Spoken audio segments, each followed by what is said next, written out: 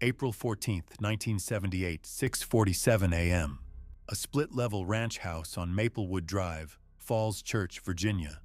Jack Barsky, born Albrecht Dietrich in East Germany, stands at the kitchen counter in striped pajamas, pouring Cheerios into 2 bowls, while his 5-year-old daughter Chelsea hums a tune from Sesame Street. The coffee percolates. The morning paper sits folded by the toaster. In 11 minutes, he will drive her to kindergarten, then continue to his job as a computer systems analyst at a telecommunications firm in Arlington. He will return home at 5:30 p.m., help with homework, grill hamburgers, and watch Ms. with his wife Penelope before bed. This is the life of an American father in the suburbs of the nation's capital. It is also a meticulously constructed lie. Jack Barsky is not Jack Barsky. He is a deep-cover illegal operative of the KGB's first chief directorate, living under a stolen identity, transmitting classified intelligence to Moscow Center, and raising an American family as operational cover. For 2 decades, he will inhabit this double existence without detection, becoming one of the most successful long-term penetration agents the Soviet Union ever placed on American soil. The question that haunts the case is not whether he succeeded, he did, but how a man could live 2 incompatible lives simultaneously, and what it cost him when the architecture of deception finally collapsed. To understand how this was possible, you have to go back to the machinery that created him. The KGB's illegals program was not improvisation. It was a systematic, multi-year process designed to manufacture human beings who could pass as native citizens of the target country. Unlike legal officers operating under diplomatic cover from Soviet embassies, illegals had no official protection. If caught, they faced prosecution under espionage statutes carrying life imprisonment or execution.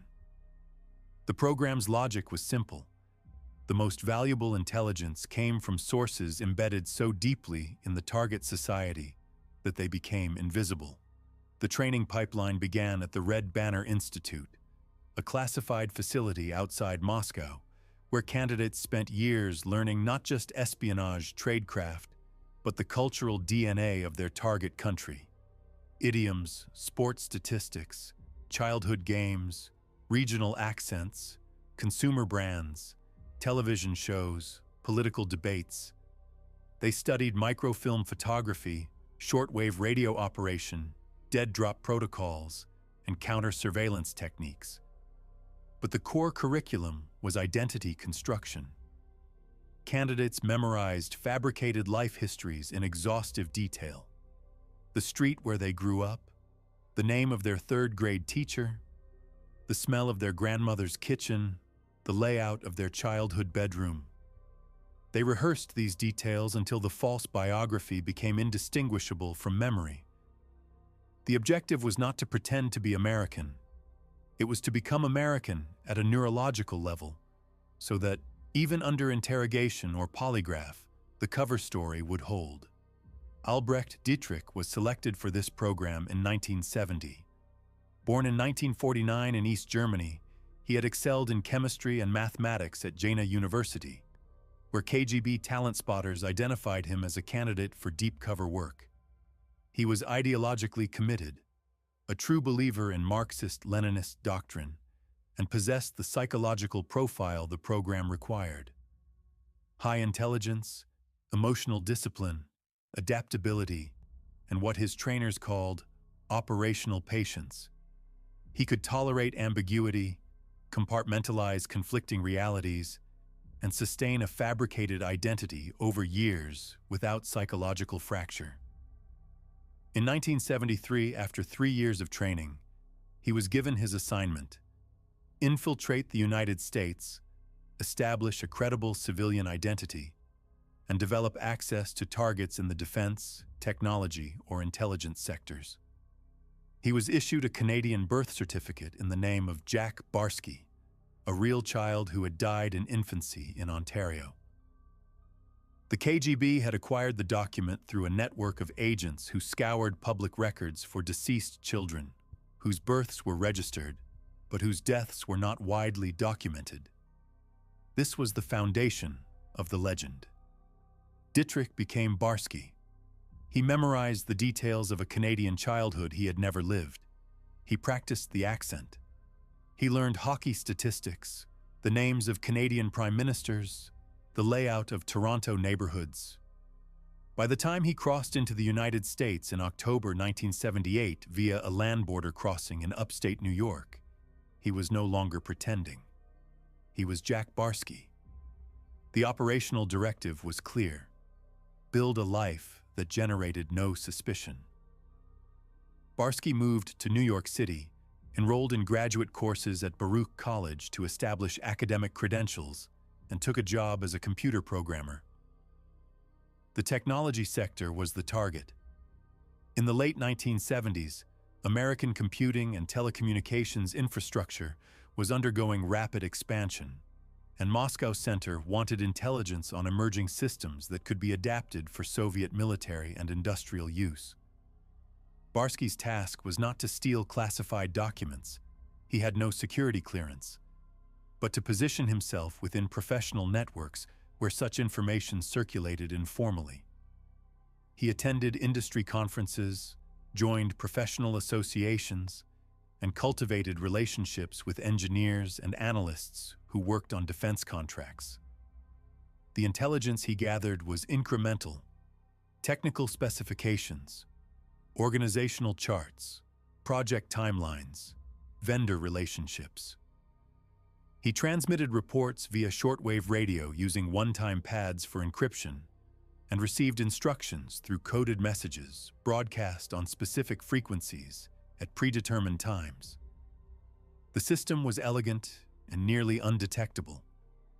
Barsky never met his handlers in person. He had no direct contact with Soviet diplomatic facilities. He was a ghost. But the directive also required something more. He had to live a normal American life. Isolation would attract attention. A single man with no social ties, no romantic relationships, no community involvement would eventually raise questions. So Barsky dated. He joined a local church. He played softball in a recreational league. And in 1981, he met Penelope, a schoolteacher from Virginia. They married in 1982. Chelsea was born in 1983. This was not part of the original operational plan, but Moscow Center approved it. A family was the ultimate cover. A man with a wife and child, a mortgage, a minivan, and a backyard grill was the least likely person to be suspected of espionage. The marriage was real in every functional sense. Penelope had no knowledge of Barsky's true identity. She believed she had married a Canadian-born computer analyst with a quiet demeanor and a strong work ethic. She did not know that the man she slept beside every night was encoding intelligence reports in the basement after she went to bed, or that the shortwave radio hidden in the garage was his lifeline to Moscow. Barsky compartmentalized ruthlessly. When he was with his family, he was Jack Barsky, husband and father. When he was alone, he was Albrecht Dietrich, KGB officer. The two identities coexisted in parallel, never touching. The tradecraft required to sustain this dual existence was meticulous. Barsky used a system of dead drops to pass intelligence to couriers who traveled between the United States and neutral countries. A dead drop is a prearranged location where material is left for retrieval by another operative without direct contact. Barsky's drops were mundane: a hollowed-out tree stump in a public park, a magnetic container affixed to the underframe of a park bench, a false brick in a retaining wall near a commuter rail station. He would place microfilm or written reports in these locations at specific times, then leave. Hours later, a courier would retrieve the material and transport it out of the country. The system minimized exposure. If surveillance teams were watching, they would see a man walking his dog, sitting on a bench with a newspaper, or jogging through a park. Ordinary activities that generated no investigative interest. Barsky also used a technique called natural cover progression, in which his career advancement and geographic moves were designed to appear organic. When he relocated from New York to Virginia in 1984, it was framed as a job promotion. When he changed employers in 1987, it was explained as a better salary and benefits package. Each move was documented with tax returns, employment records, and lease agreements. The paper trail was flawless, but the architecture of deception contained a structural vulnerability, emotional attachment. Barsky had not anticipated the psychological impact of fatherhood. Chelsea was not operational cover. She was his daughter. He read to her at night. He taught her to ride a bicycle. He attended her school plays. The bond was real, and it created a conflict that his training had not prepared him for. In 1988, Moscow Center issued a recall order. The Cold War was entering its final phase. Soviet intelligence priorities were shifting, and the KGB wanted to consolidate its illegal networks. Barsky was instructed to exfiltrate, to leave the United States, abandon his cover identity, and return to Moscow. The standard protocol was to stage a disappearance, a sudden departure framed as a family emergency, a business trip that never ended, or simply walking out one morning and never coming back. Barsky received the coded message in July 1988. He was given a 3-month window to prepare. He began the process. He told Penelope he had been offered a consulting contract in Europe that would require extended travel. He updated his will. He made arrangements to liquidate certain assets. But he could not bring himself to leave. The decision was not ideological. It was not a crisis of faith in Soviet doctrine. It was simpler and more devastating. He could not abandon his daughter. In October 1988, Barsky sent a message to Moscow Center via shortwave radio. He requested an extension of his assignment, citing operational reasons. His position within the telecommunications industry was yielding valuable intelligence, and a sudden departure would destabilize the network. The real reason was never transmitted. Moscow Center denied the request. The recall order was not negotiable. Barsky was instructed to comply immediately. He did not. He stopped responding to coded broadcasts. He ceased all intelligence activity. He went dark. This was an act of insubordination that under Soviet military law constituted desertion. The penalty was severe, but Barsky calculated that the KGB would not risk exposing the illegals program by pursuing him aggressively. If they sent operatives to force his return, it would compromise the entire network. If they reported him to Soviet authorities, it would trigger an internal investigation that could unravel other deep cover operations.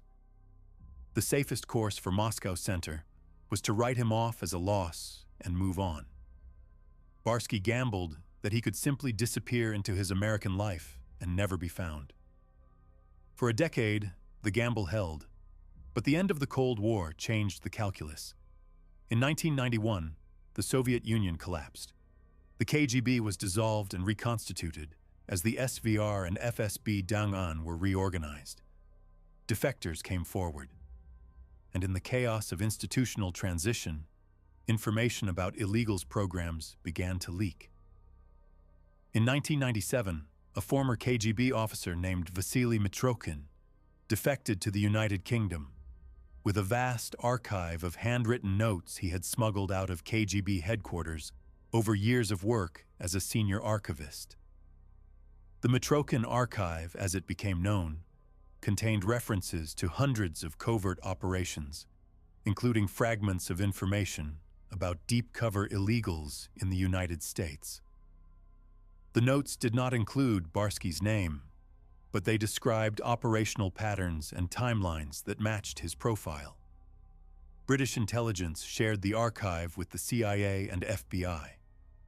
Counterintelligence analysts began cross-referencing the fragments with other intelligence streams. Debriefings of defectors, signals intercepts, surveillance logs, and anomaly detection algorithms that flagged individuals whose life histories contained inconsistencies.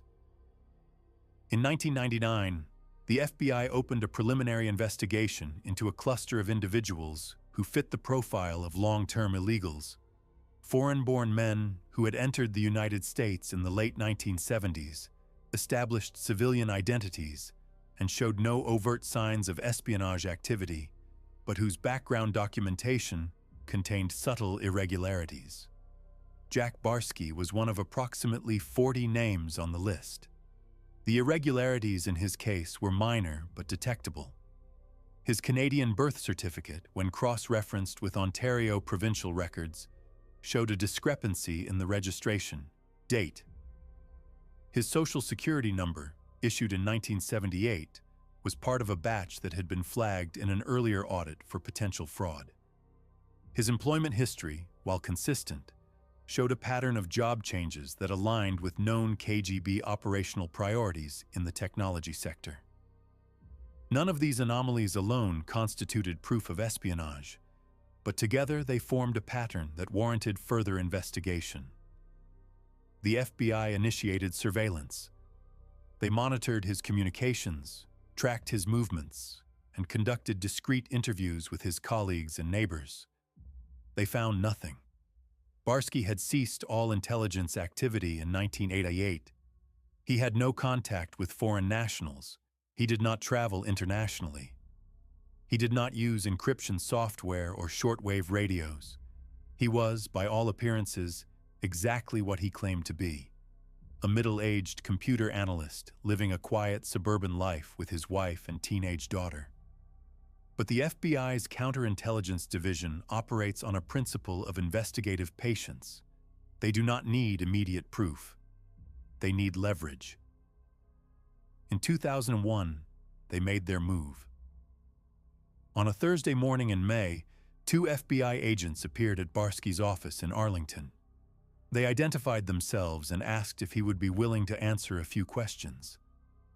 The encounter was polite, almost casual. They did not arrest him. They did not accuse him of anything. They simply asked about his background, where he was born, where he went to school, how he came to the United States. Barsky answered calmly. He recited the details of his cover story with the same precision he had rehearsed for 30 years. The agents thanked him and left. It was a test. They were watching for micro-expressions, hesitations, physiological stress responses. Barsky passed. But he knew what the visit meant. They were onto him. The question was how much they knew and whether they had enough evidence to prosecute. The legal threshold for espionage charges is high. The government must prove that the defendant knowingly transmitted national defense information to a foreign power with intent to harm the United States. The FBI had circumstantial evidence, the irregularities in Barsky's documentation, the pattern of his career moves, the fragments from the Mitrokhin archive, but they had no direct proof of espionage activity.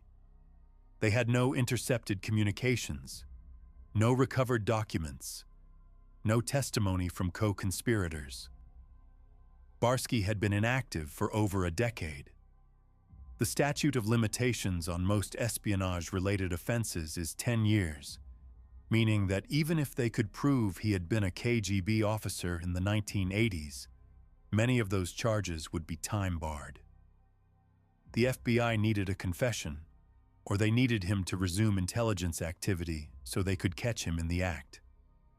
They chose the latter strategy. They intensified surveillance, hoping to provoke a reaction. They conducted additional interviews with his family, friends, and colleagues, making it clear that Barsky was under investigation. The psychological pressure was deliberate. The objective was to force him into a mistake, an attempt to flee, a contact with a foreign handler, a transmission of a coded message. Barsky did none of these things.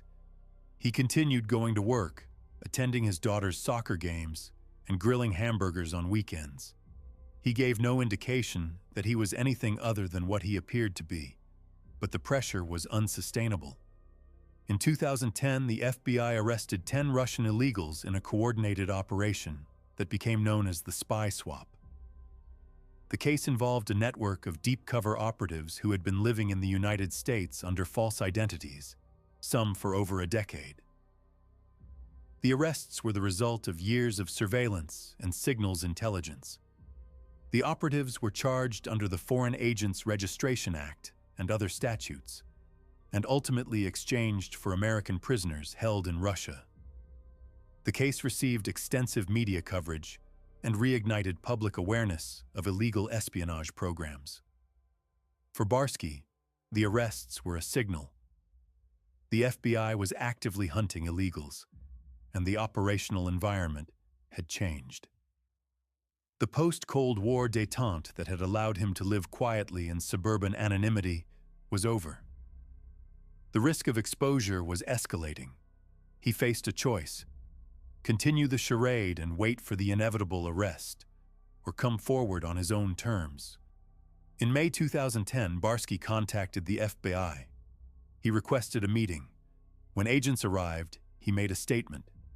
He confirmed that he was a former KGB officer who had been living under a false identity since 1978.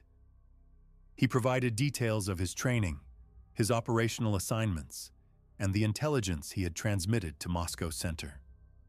He explained that he had ceased all espionage activity in 1988 and had not had contact with Russian intelligence services since that time. He offered full cooperation. The decision to confess was not driven by ideology or remorse. It was a calculated assessment of risk and outcome. Barsky understood that the FBI had enough circumstantial evidence to make his life untenable, even if they could not secure a conviction.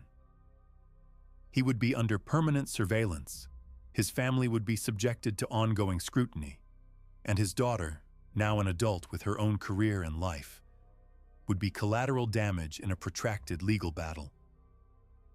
By coming forward, he could control the narrative, negotiate the terms of his cooperation, and potentially avoid prosecution under a proffer agreement that offered limited immunity in exchange for intelligence debriefing.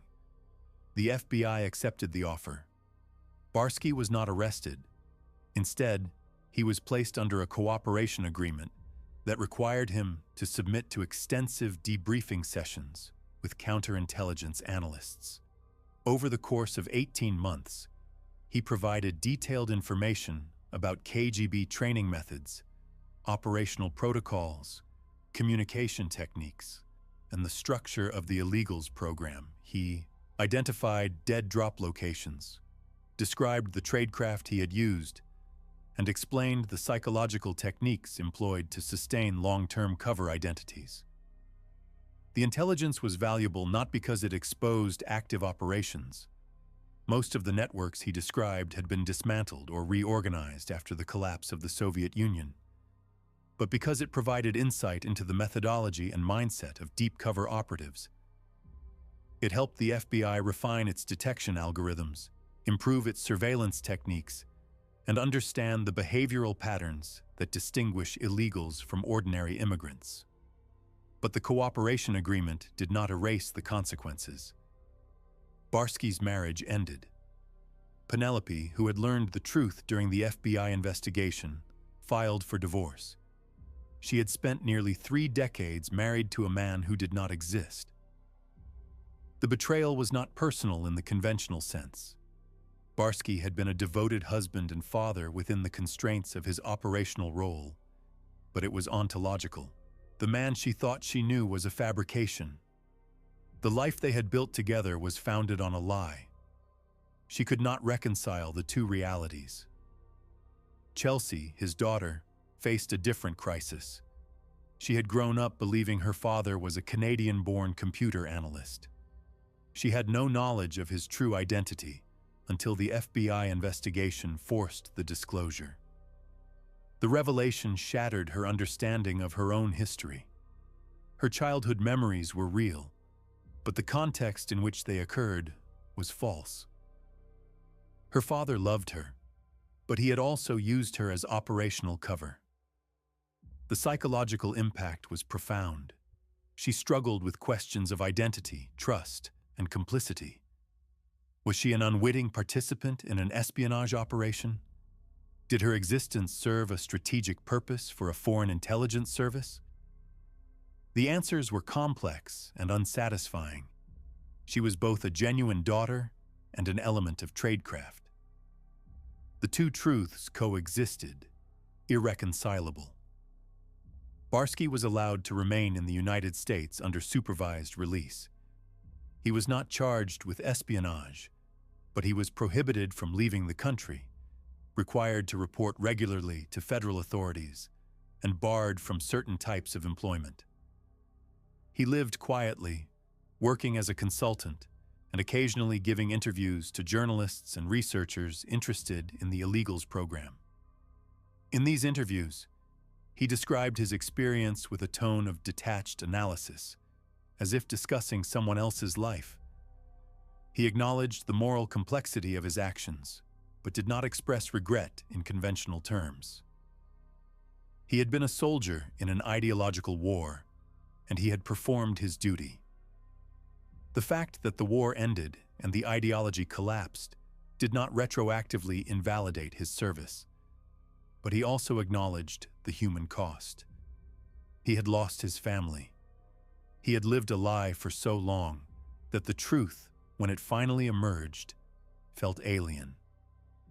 He was neither fully Albrecht Dietrich nor fully Jack Barsky. He was a hybrid, a man constructed from fragments of incompatible identities, unable to fully inhabit either. The case raises questions that extend beyond individual culpability.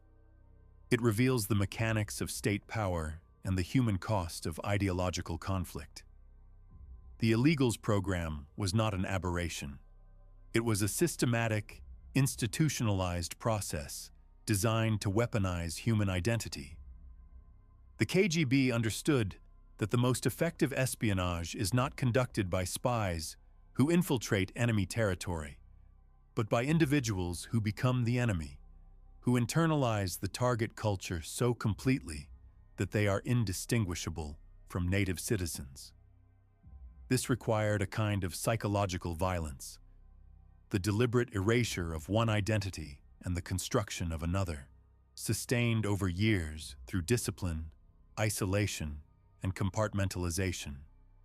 The operatives who succeeded in this program were not sociopaths.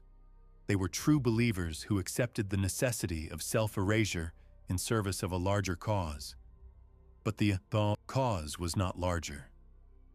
It was a geopolitical abstraction that demanded the sacrifice of individual humanity for the sake of state power.